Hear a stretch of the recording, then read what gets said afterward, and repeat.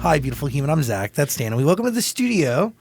Thank you. I mean, is it fair to say Boy with Uke? But it should be Charlie, right? Or, Chandol? yeah. Wait, what the heck? How do you know? I mean, what do you? I'm going to invite you to my studio and not be remotely aware of what's going on. That is true. I'm in the know. Yeah.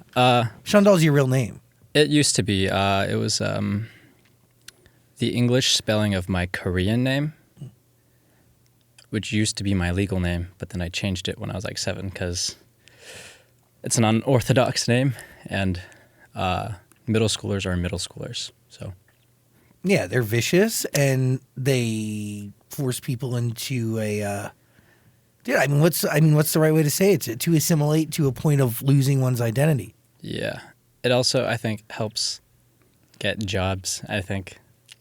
Like, I know when I was getting older, my parents started to tell me, like, hey, like, we're going to start calling you this name now so that when you get hired, like, in a job application, they won't see Chandol, they'll see, like, Charlie. And it'll be a lot more familiar to, like, hire, I guess. How's the right way to pronounce it? Chandol? Oh, Chandol. It's really a beautiful name. Thank you. What are your feelings today on what your parents did? Do you understand it? Yeah. I mean, like, it makes a lot of sense. Especially now that a lot of my friends are, like, graduating college. Like, I have a friend, I won't dox his name on here, but his name is very non-American. And that had, like, really didn't help him at all for, like, job search. So he kind of, like, switched it to a different name, which I won't dox, but it's like a common thing for immigrants. And he got a job. Yeah, he has a job now. That's Works in New fucked. York. It's terrible. Yeah. Society sucks. What fuels your desire to hide away for so long? Is a lot of that the fact that society sucks? Well, I mean, It definitely plays a part in it. definitely. I think society as a whole is, like, I'd say a lot better than it was. But the reason why I like hideaway is, like, more so a personality thing, I think. Like, in my own head, I'm shy. You are very shy. Yeah. Thank you for being here. Appreciate your thankfulness. No, I feel like to a point, like it is a heavy lift, right? Just showing up is a big deal. Yeah. Like, I forget how it is to be in front of cameras and stuff. It's I'm trying to get used to it. Were you aware of what was going on when you were behind the mask for so long? I think so. Like, what do you mean by that? Meaning, like, having a mask on changes the way you have a relationship with a camera, but it also changes how you have a relationship with, so many things in your life at that point, right? The people around you. Yeah, that is true. I think the mask had a lot of, like, positive things about it. Like, I didn't really care what I did, what I looked like and stuff. I could just be something else. But it definitely had a lot of like negatives as well. What was the biggest one in hindsight? Like, the biggest downside, I think, was kind of to go back, like, losing my sense of self and, like, who BoyWithUke was. Because it got to a point where I was like, every time I had put the mask on, I was like becoming something so far detached from what I was, and it was what people sort of wanted to see. And from a more business label perspective, which personality would get, like, the most clicks, views, likes, whatever. And yeah, it was something I really struggled with for, like, a few years. Did BoyWithUke have personality? The songs did. Like, the way that I was, like, framing it was just like a clown, someone who, like, if he got hurt, you'd laugh, that type of thing. And, like a comic relief sort of character that nobody really takes seriously, which I think that there's like beauty in that, but to be that person, it took a lot out of me, I think. Again, just because it was so, like, far different from who I actually am. Do you see yourself at all in BoyWithUke? I think I did for a time, like, in the beginning. But then towards, like, especially at the peak and towards the end, it was like fragments of who I was. It had my voice. And it had little bits of my humor. But besides that, it was not a lot of me, I think. Were the songs they were writing driven from your reality or this imagination universe you built around this character? I think early on, again, actually, no. Early on, a lot of the songs did, like, come from my heart, I think. But then, as soon as, like, I guess my biggest hit, Toxic, Yeah. like, came out and started doing really well, beyond that, every single song was just making another Toxic, copy and pasting, and, like... Just, like, written through guidelines of what this character was. Like, yeah, and it's such a, like... It borders on that whole line of, like... Oh, like... Fuck this other person. I don't know if I can swear here. You're like, fine. fuck this other person. Like, and it's such a... I don't want to, like, speak too harshly of it because I know there are some people who, like the music. But it was just... Maybe I'm thinking of it... Maybe I'm thinking too deeply about the lyrics and, like, the songs, but it was just so, like... Not what I actually think. Just like what would make the best song and stuff. And yeah, like my life is good. I'm so privileged, but it was hard. Can you explain how you learn to write a good song? Because you start really writing 60-second records, right? And then also Yeah. doing covers, but doing it under the guise of like nobody knew. Yeah, I think, I don't know what it is. Like since I was young, like rhyming, I can't freestyle for shit, but like rhyming is something I've always had like fun with. And I guess whatever is the most catchy, I don't really know how to explain how I write songs, but it's just whatever I think is the catchiest, or that was how I was writing songs at the time with the rhymes and stuff. But were you coming up with things to production, or were you just coming up with things out of nowhere? Was there any process? Oh yeah, production as well. It was like I like to experiment, but during this period, I was just like, it was so easy to, at least on the production end of things, it was just like you find or there was one specific chord progression that you could like transpose up a few half notes and whatever, but you just like use that same strumming pattern of like down, down, up, down, up, down, down, up, down, up, and you throw in like a or like a just like a hip hop beat or like a very simple beat, throw in a bass, and that was like a BoyWithUke song. And yeah, it didn't leave a lot of room for like experimentation and stuff. It's just like very cookie cutter.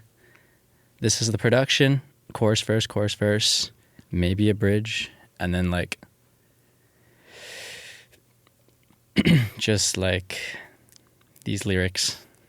But do you fall into this cycle because the label tells you to, or because this is what you think is going to yield the best result?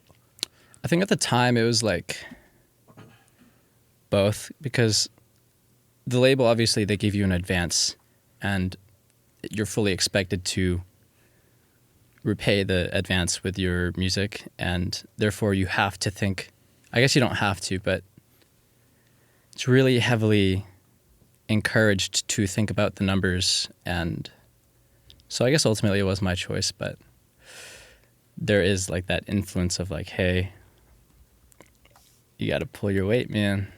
So do you feel you were filling this sonic formula up until this latest album? Yeah, I think so. Like I did a little bit of like experimentation with the Lucid Dreams album, but like for this one, like the way that I look at it is like a pendulum. 'Cause like I was doing this one thing for so long and building up like I'm just like, if it was like a pendulum, I'm building tension so far this way. You see it a lot in like politics now, but then like you let go and you just swing all the way across, and like it was like, okay, screw this. I don't want any of the uke. Like I don't want to even look at it. I don't want to see the mask.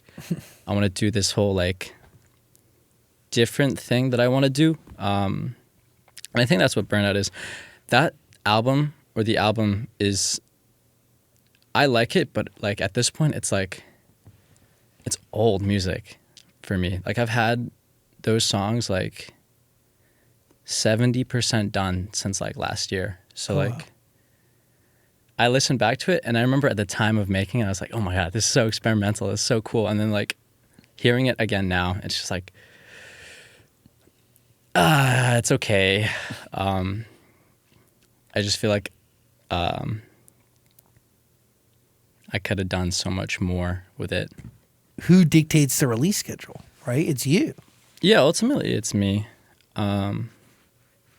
Sometimes, actually, the biggest problem we have is like delays. Like I hate delays. Like if I set a date, or like, again, I'm always like pushing to get things out. Did you go into making Burnout knowing this was going to be the final album from BoyWithUke? No, not at the beginning. It was more of like as I was making it and finishing it, I was like, yo, this isn't really BoyWithUke. Like towards the end of the, I guess, creation of the album, I was like talking with my manager a lot, and we're like, this feels like the end. Like it didn't feel like it did before. And yeah, we didn't really know until like till the end, like till literally like a few months ago, like, hey, this should be it. What really sets that off? What I wanted personally and what BoyWithUke was like two different things. And it felt like at a point I was forcing BoyWithUke to be something that it wasn't, something that it like really couldn't be. And I think a few months ago, after like it was like a long phone call, we were like, okay, we can do this other thing, but we have to like wrap up BoyWithUke in a way that like fans can like accept and just like be content with BoyWithUke. And then I can start a separate thing and have these two things live. BoyWithUke can be what BoyWithUke wants to be, and I can do what I want to do as well. Why can't the two overlap? Why can't BoyWithUke be synonymous as who you are? I guess I could force it, but I just felt like a lot of fans sort of fell in love with BoyWithUke because it was a boy with a ukulele. Yeah. But I'm not a boy with a ukulele anymore, and I want to do other stuff. Like what? Like I want to use the guitar. I want to be weird with the production, and like I don't want to sing about heartbreak and girls like all the time, and I don't want to be like a clown. I want to be myself. It's really interesting because this thing that you kind of invented as like a defense, right? As a way to protect yourself to a certain degree. Is that fair? The Like the reason you built BoyWithUke, right? Yeah, that was the start. At the start, it was like to protect myself, but it turned into the thing that was hurting me, I think. Or holding you back. Or holding me back, yeah. Like a dog with a Muzzle. muzzle. Did you feel like a giant weight lifted off your shoulders when you finally made the decision and made the announcement and told your fans, like, this is it? Yeah. I think if anything, it was like I should have done it earlier. With like the last album or something, but yeah, it was weird. It's like a bittersweet sort of thing where it's like, dang, like looking back at it in the moment, I know it was the best decision for me at the time, but like looking back at it, it's like rose-colored glasses. All I remember are like the good moments from BoyWithUke. That's a healthy way to look back at it because I'm sure it was littered with a bunch of negative stuff. Yeah. That's like, it's a blessing to have a couple hit songs because you had two. Yeah. But there's a lot of work that comes with it. Yeah, and I think honestly, I took it for granted. Like, I remember, like, as everything was like at the peak, I was like, I wasn't very happy, but it was like cool and cool and everything, but like that was it. I was just like, oh yeah, this is just how it is. But like now that I am like trying to start this new thing, Chandol, it's like, wow. Like it was so, like I won the lottery with that like twice. And I think I definitely took that for granted at the time. You look at it through a new lens. Yeah. Because you are essentially starting over. Do you see it that way? Yeah, I do. And I'm very optimistic about it. Luckily, I'm in a position where, like, monetary success isn't really... It's definitely not as big of a concern as it was, like, when I started. But that's because of the hard work you put in as BoyWithUke. Yeah, yeah. And I'll always have that to, like, be thankful for, I think. But yeah, I see this as a brand new opportunity to just luckily I have the freedom to like do what I want to do, make the art that I want to like make and try to be something else. And whatever that is, as long as it's true to you, that's all that matters. Yeah. Burnout is like a step in that direction though, right? Definitely a step in that direction, yeah. And you're going to tour it? Hopefully, man. I think when I was making these songs at the time, one of the biggest like influences in my head was like, how is this gonna sound on tour with like a full band, which is something I had never done before. Like these songs we worked on, I think 4 of them. Most of them were trying to like mimic the sound of live drums, but like with 4 tracks we actually used this incredible fucking drummer, Aaron Sterling, who just like nailed every song. It was Ghost, Burn, Corduroy, and Gaslight, and Easier. I guess 5 songs. And like, yeah, I'm just so excited to tour and like play these songs live. It's interesting because I saw you perform live once, and it really was just you. Oh yeah, wait, Yeah. which show was that? I saw you when you were on the road with AJR. Oh, we've gotten a lot more better with the production on that, but yeah. No, but like there was like a beauty to you in the ukulele because you could do so much with a uke and a pad and like, you know, your mask. Yeah. But also it's very limiting, right? You can only do so much.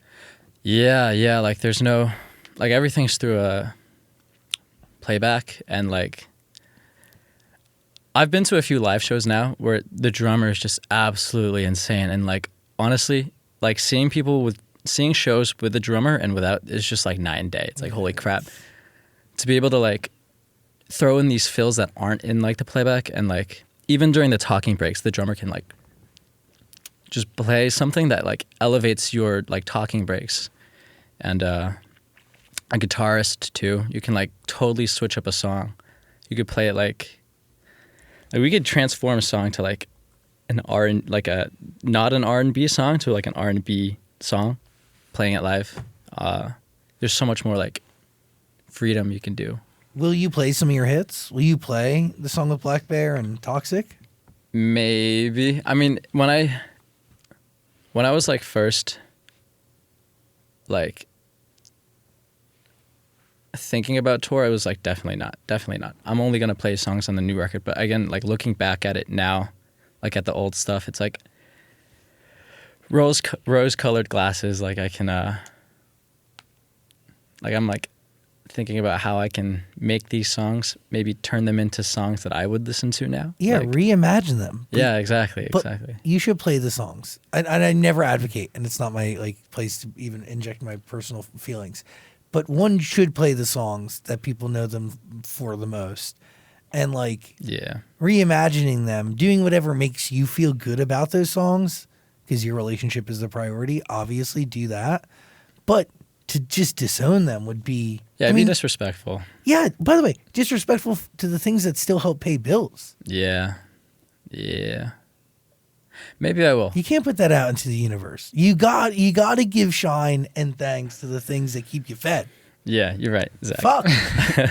I mean, God, am I crazy? Well, no, I also think it's almost like a farewell tour in a way. It's like all the BoyWithUke fans that will miss hearing and seeing BoyWithUke coming out and saying like one last hurrah. Dude, I want fucking Toxic. Yeah, Toxic. I'll play it. I don't even know. Make an R&B song. I don't give a R&B shit. Toxic. Yeah. Sure. EDM it. Who gives a fuck? You play it. Yeah, you're right. It almost seems like you have a weird relationship with some of these songs. He definitely does. Yeah. It doesn't almost Kinda seem like like- it. No, he don't. Yeah, I know. I was 100% trying to say it a little nicer, but yeah, it seems like you have a weird relationship with some of these songs that are really big. Yeah, it's so messy, like in my head, because sometimes I'm like, God, I hate it. But then other times it's like, I'm so thankful for you. And yeah. Ultimately, it's all love. What is it though? What is it? What the songs represent? Is it how the songs are made? Is it the fact that the songs like ultimately would change your relationship with music? Because it definitely does. Yeah, I think the biggest thing is just, for me, it's the production and the lyrics, because the production is not great. And that's just the case with like a lot of my older music. And as I like learn and improve, that stuff is a lot more apparent to me. And then the lyrics, I remember a lot of it, at least for Toxic, I wasn't like thinking about making a song. It actually is like two songs combined into one, because I was like, okay, here's a verse. Let me just fill it up. Like I used filler. It started with like a comment section. Like somebody just commented something. Oh yeah, that comment was actually mine. Oh, you planted the comment. Yeah, it was. Cheeky. Wow. It was. I forget the account, but it was like one of my alternate accounts. It was like, I wanted to sort of, I don't know, like not manifest, but like make it look organic. It worked. Yeah. Manipulation. Make a song about toxic friends, please. Many Z's. Yeah. I forget. Was that with my Boy with Football account? Does it say? Jordan, can you tell us the account that it came from? But it is interesting because it is attached to your reality then. Like you wanted to write this song because were you dealing with toxic friends? Yeah. At the time, like that song was, I think,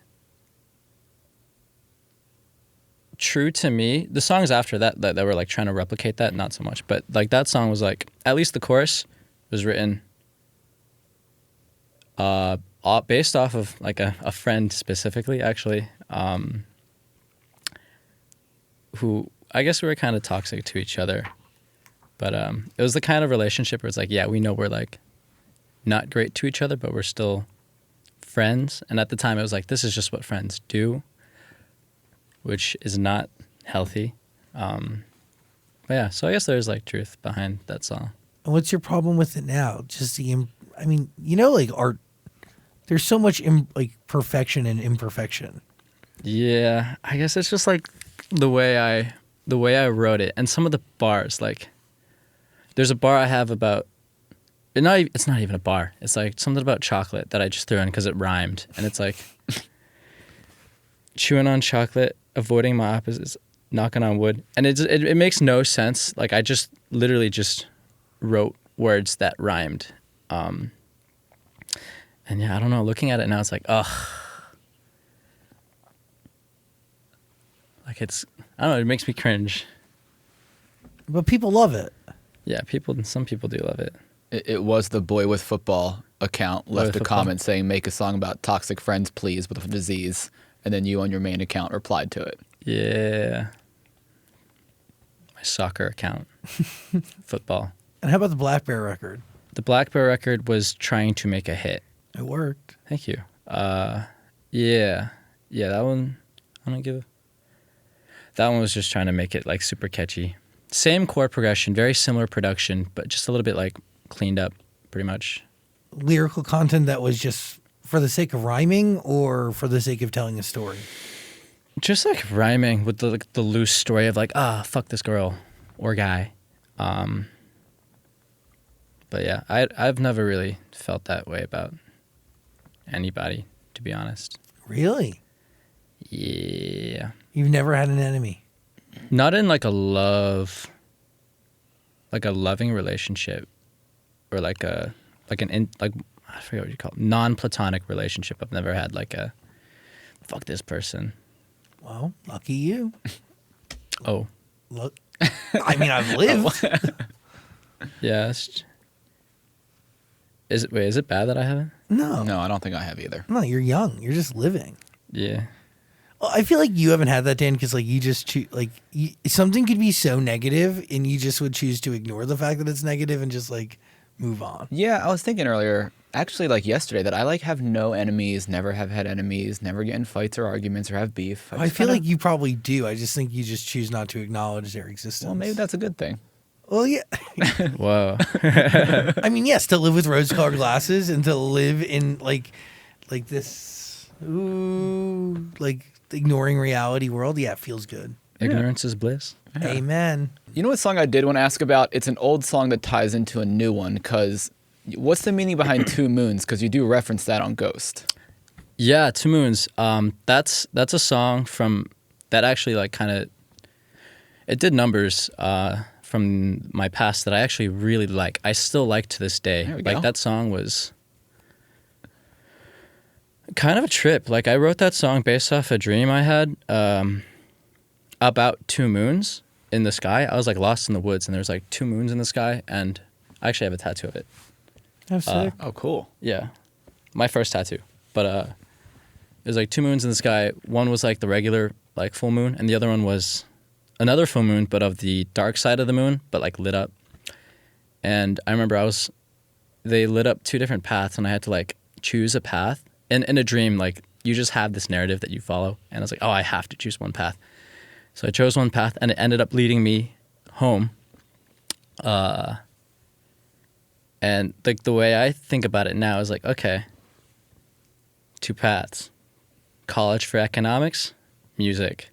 I chose music, and it took me home to a place that I feel safe, that I love. And that was like the inspiration behind like some of the lyrics and the name Two Moons.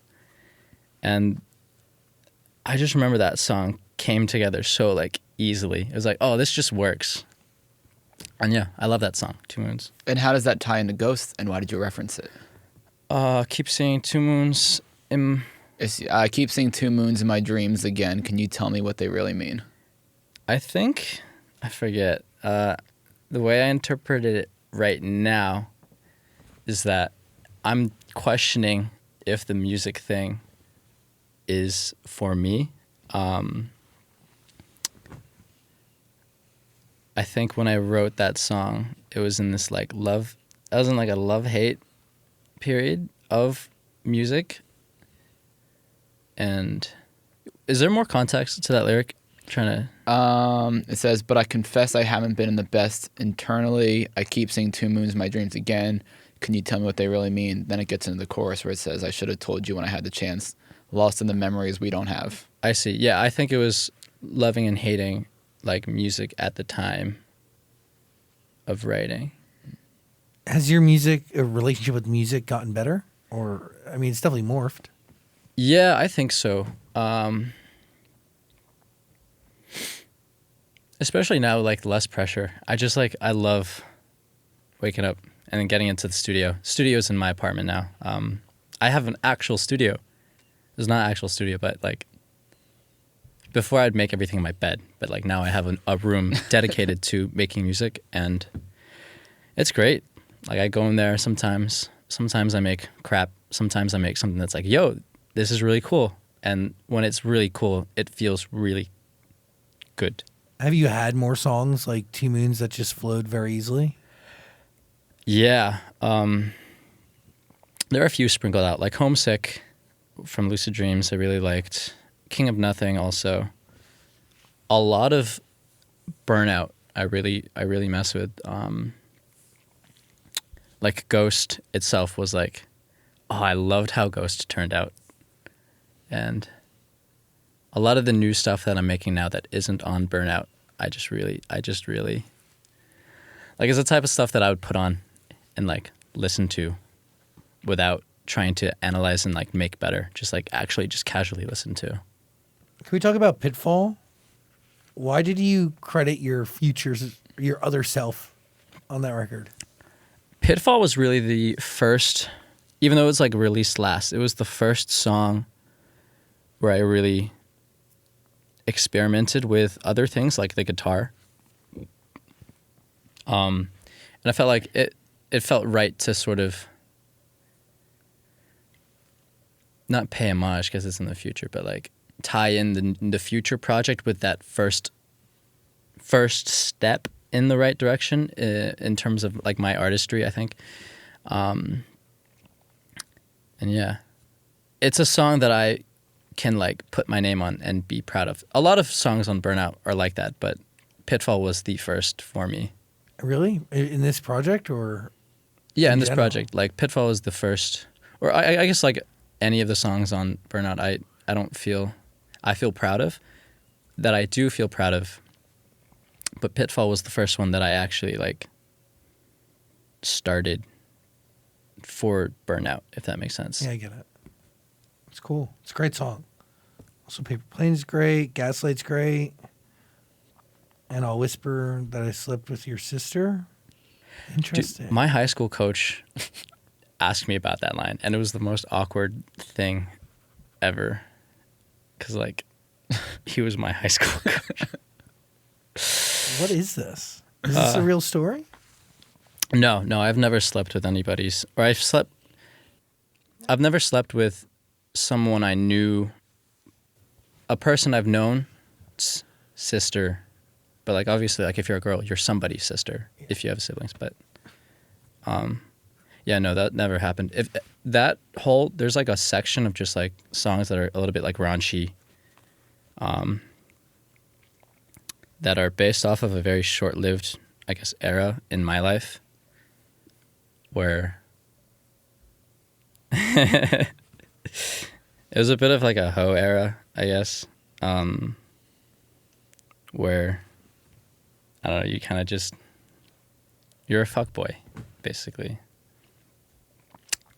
And yeah, like that's like that almost like character that I was like embodying when writing Gaslight, Stranger, and Backseat, I think.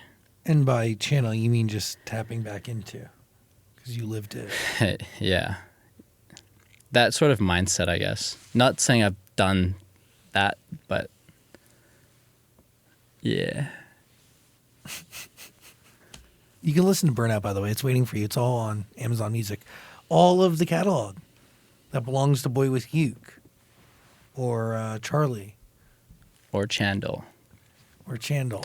All three names to what's been put out applies, kind of. Yeah. Are we going to like change our artist profiles? Are we going to do the whole thing? Oh, we have a new artist profile now. Because BoyWithUke, I think, is going to stay BoyWithUke. Cool. And Chandol is its own new thing that I want to try to do. Sick. Are you nervous about the BoyWithUke audience not following to Chandol, or are you hoping to like build a new audience? Have you thought about that? Again, I'm not like so as concerned about like whether or not the BoyWithUke fan base was going to transfer, because it's going to be different, and I don't want to like have a fan base that is expecting one thing but like is fed another. Mm-hmm. And I think the goal is to like get a new, not new, but like, yeah, I get a different fan base, I guess. Yeah, fans for that this new project, because it's not the same thing. Absolutely. How'd you come up with 60-second songs to begin with? I think TikTok at the time you could only upload 60-second videos, and I had no idea how like music promotion or anything was, and I just kind of like wanted to, like at the time, I don't know where to start this thought. It's like now I'm in a position where like I kind of want to not tease music so that when you listen to it for the first time, it's like new. But back then I didn't really think about that at all. It was just like, how are people going to know that they're going to like it if they haven't heard it? So I was just like, okay, I'll give them as much as I can in this like 60-second video. And then if they like it, they can listen to the full thing on like Spotify or something. And that was my thought process at the time. That's why minute-long songs became a thing. But they were just all minute long, no matter what, right? Or did you add to it for the Spotify versions? Oh yeah, in the Spotify version, they'd be like full, or at least like fuller songs, like 2-3 minute songs. I can't believe you're only 22. I don't know how to respond to I that. mean, it's great. I mean, I just feel like it feels like Toxic and the song with Bear came out like a lifetime ago, like many moons ago. Yeah. And it kind of did, right? Was it 21? 20? 20? I think Toxic 20. came out in 2021. I was 19. Oh my God, I was 19 at the time. Yeah. Super young with the hit record. How many of the masks do you have? I, in my apartment, have 2, but throughout tour, we did this whole, like, in my lifetime, I've probably had like 50, almost 100 masks. But there's like really high quality ones, right? Like the ones that have LED. Yeah, we have. I have 3 really high quality ones that were like custom built for live performances, which I should have brought, but I didn't. So sorry about that. Why would you bring it? You're not wearing it. That's true. It literally, dude. If it's in the same room as me, I literally get like if there was a way to measure my mood, it would go down. Really? Yeah, Wow. like I have such a negative association with the mask. Yeah, I just. What is that stemming from? Literally, like I feel like it embodies all the negative sides of the music industry for you. Yeah, like when I see it, it's just like, first of all, there's like the whole physical aspect of it, which is partial blindness. You can't breathe. You can't like be yourself. Like, which is weird because you're wearing a mask that sort of prevents that like, I guess, social anxiety, but like it actually increases your social like distance Yeah. from people, which then increases social anxiety. Because I'm gonna be honest, I wanted to like come up and talk to you when you were backstage at this AJR show, and like you were very secretive. Like it was a big thing to keep your face under wraps, and then like you can only talk through the mask, and you don't really want to talk through the mask because like who the fuck wants to talk to someone through a mask? Yeah, It's a and whole thing. It's like I don't like to be the center of attention a lot of the time. So like when I have it on, it's like, how could you not look at? How could you not look It at? defeats the purpose at which it was kind of created for. Exactly. Yeah, and yeah, it just I like looking back at it, looking at videos. It's like, oh wow, this is so fun. But like I remember living it and like being in that persona, and like you hear, I'll be on my bus and it's like I can't go out because nobody can see me, and I hear it, like everyone's like laughing, having a good time, like celebrating, and I'm just like, It's not fair to you. yeah, like alone, just like. But like social moments that could have like built friendship and relationships with other people, like yeah, the mask took it away. Yeah, like I had to lie so much to like new people. I think for 3 years I like made 0 new friends because how can you be friends with someone and not tell them about such a big part of your life? And yeah, I had this whole alias, like not alias, but like my name was James, and I worked at Snapchat as a project manager. My name isn't actually James, but that's what I would tell people when I meet them for the first time. And then it's like, okay, cool. I'm never seeing you again, because if you found out like who I was, then I would just freak the fuck out. And like, My God, it's creating more anxiety on top of something that's already makes somebody like the music industry at a baseline makes somebody anxious. yeah, You added a lot more on top of that. yeah. And again, looking back, it's like it was worth it. But Do you wish? Does any part of you wish that you never had the mask to begin with? Do you think you would have been successful without it? honestly, no. Why do think you say that? because that was like one of the biggest like things in the marketing side of things. I'm turning on my business brain right now, but it's like Yeah. every time we posted a video that showed a bit of my chin or a bit of my mouth, it was like it would do numbers. And it's like, oh, it's like a cheat code. You just like play a song that I like, play one of the pop ukulele songs, and just like lift the mask up a little bit, and it's like 1 million views. And And yeah, like that definitely would not have been possible without that, like, I guess, sort of mystery or like curiosity. Also, like, it helped a lot of.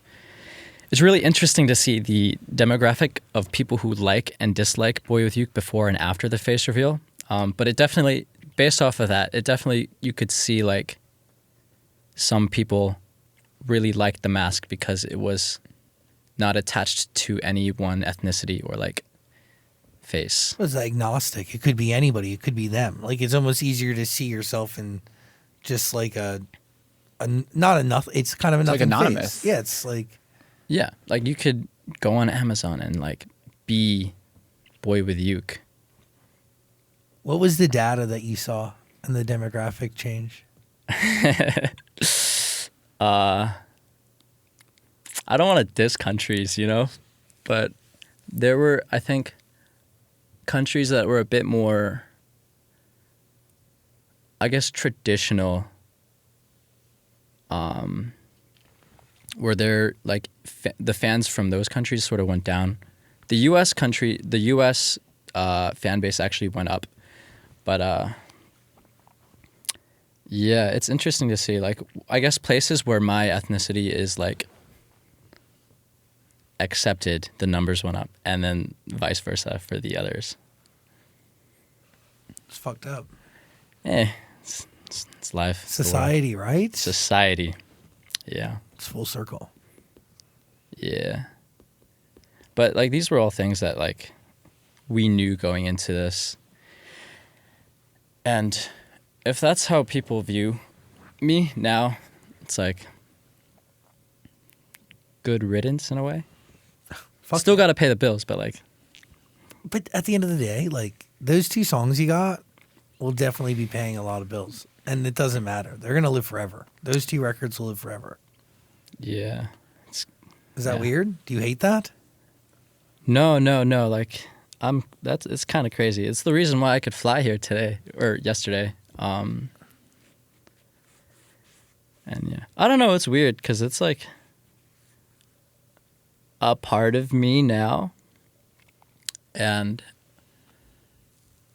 like, obviously, when a song streams a lot, you make a lot of like money from those streams. And it's like really weird to have like a stream of income without like doing anything right now, right? Like, if you have a hit song, you could be like not working for a week and you make more than some people make in like a year. And it's like, and that's when the song's already been out for a couple of years. yeah, it's weird. It's like, I see why a lot of artists get imposter syndrome, because I have a lot of friends who are so much like smarter than me, so much more like hardworking, and like what they get for their work versus what I get for my work is so imbalanced. And it's really, I'm thankful for it, but it's really like, I don't know, like it doesn't feel good to like see and witness. I understand that. Yeah. I get it. But ultimately, remain grateful. And then, like, I don't know, perform the songs on tour. Yeah. Give them the shine that they deserve. Yes. I'll play all my hits. You should. Am I crazy? No, I think it makes sense to sprinkle in a couple of them. Just reimagine them, dude. Just Dude, reimagine yeah. them. Is the mask going on tour or is the mask officially retired? I'm still debating.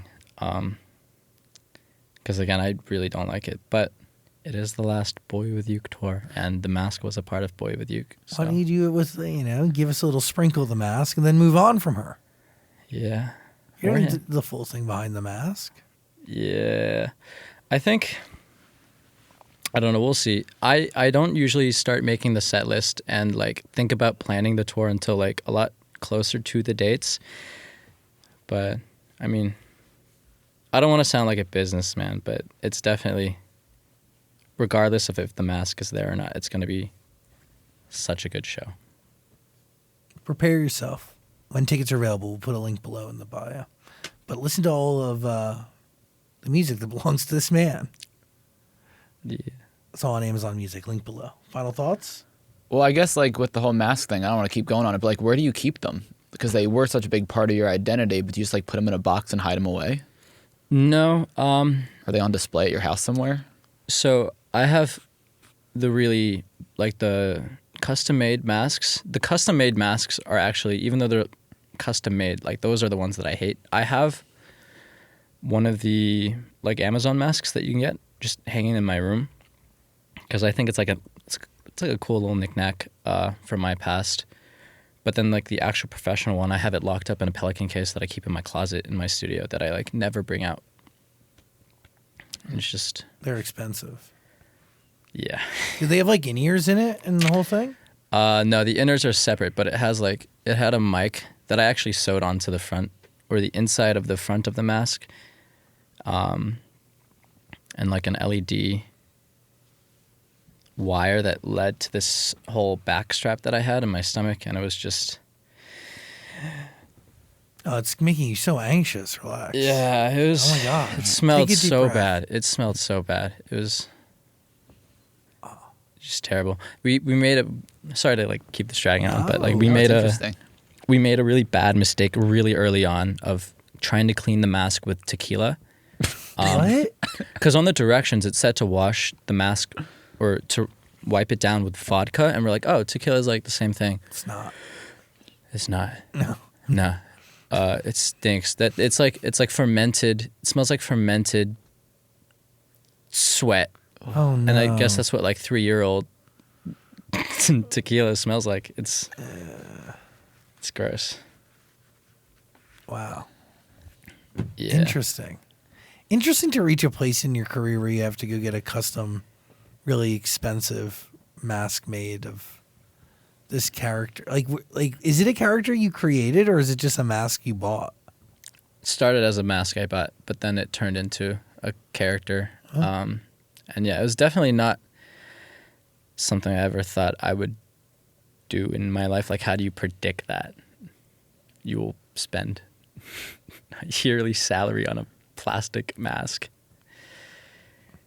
But You did. I did. It was a good investment. And now the journey continues. Yes. Burnout today, but a bunch of new music tomorrow. Like a lot of new music on the horizon, correct? Dude, yeah, for sure. Maybe not tomorrow, but You know. I want to see if I can give, like, because I've done, like, album every year. I want to see what happens if I give it, like, 2-3 years to, like, actually make something cool. That's exciting. But we'll see. Are you putting a lot of thought into Chandol, or are you just kind of see where it goes? I feel like a lot of times when I think too much about something, you end up not getting something organic or authentic. I definitely don't want it to fail or turn into something I don't want it to. I think what I can say is like I'm definitely taking a lot more time. It's going to be a lot more like, I guess, meaningful than like making hits. And that's what matters. Make music for you. The rest falls into place. Yeah. Why'd you think Lionel Messi when you were naming a bunch of people for this album? Is it because you like football? Yeah. Messi is the GOAT. I just thought it was like, it's such a bittersweet moment. I didn't want it to be too sad, so I threw in like Lionel Messi because in truth, he probably did influence me a lot. He's my favorite soccer player of all time. He's the greatest of all time too. And yeah, if Leo Messi is watching the Zachsang show, I love you. Have my babies. Jesus. It's a really big overture. Big statement. Yeah. Yeah, no, I love him. He's so funny. So Messi over Ronaldo. Yeah. I mean, do you watch soccer? Here and there. I just know it's always a big debate who's the better one. Yeah. Messi's better. I love Ronaldo, but Messi's better. Is that like a data-based statement, or is that just a personal opinion? Okay, let's get into this. So the statistically, you could say either one is better, just because like Ronaldo, I think, has more goals, less assists, but more goals, and goals are like in the soccer world is more important. But Messi has almost as many goals in fewer games, and some people really value that. Like, his goal to game ratio is better. But you could also argue that Ronaldo has more goals. Like, that's undisputed, and that there's truth to that. But then also, Messi and Ronaldo have excelled in different tournaments, different leagues, and you can make arguments for both. But I think ultimately Messi is better just because he has the World Cup, 2 Copa Americas, and an amazing club trophy record. I don't know if any of that made sense to you. No, But I understand. Now, please leave your honest comments and feelings in the comment section below. And also listen to Burnout and all Boy With Uke's music. It's waiting for you on Amazon Music, link below. Thanks for being here, man. yeah, thanks for having me. This was a lot of fun. Are you sure? You want to take a deep breath? Let it out. Yeah, I appreciate you very much. appreciate you too. Charlie, everybody.